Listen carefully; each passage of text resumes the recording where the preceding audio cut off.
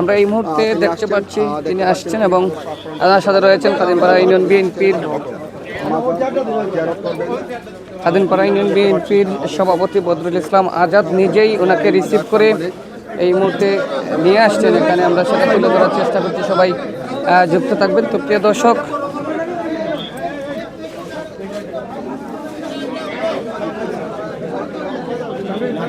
দর্শক ওনার সাথে কিন্তু রয়েছেন আইনশৃঙ্খলা বাহিনী এবং সাদা পুলিশ ডিবির সবাই। আমরা দেখতে পাচ্ছি এই মুহূর্তে মাজারও উঠছেন।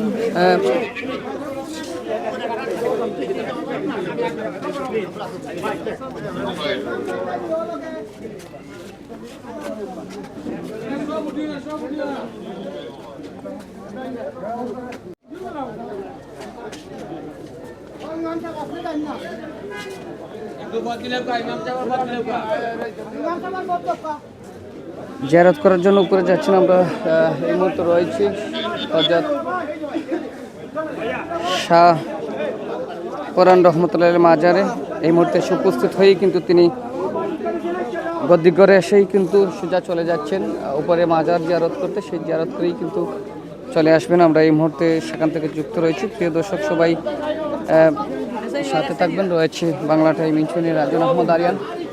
আপনারা জানেন সেই মহাসচিব মির্জা ফখরুল ইসলাম আলমগীর বিএনপির মহাসচিব এই প্রথম তাদের যে দলীয় নেত্রী সাবেক তিনবারের প্রধানমন্ত্রী চেয়ারপারসন বেগম খালেদা জিয়ার মৃত্যুর পরে প্রথম আসলেন সিলেট।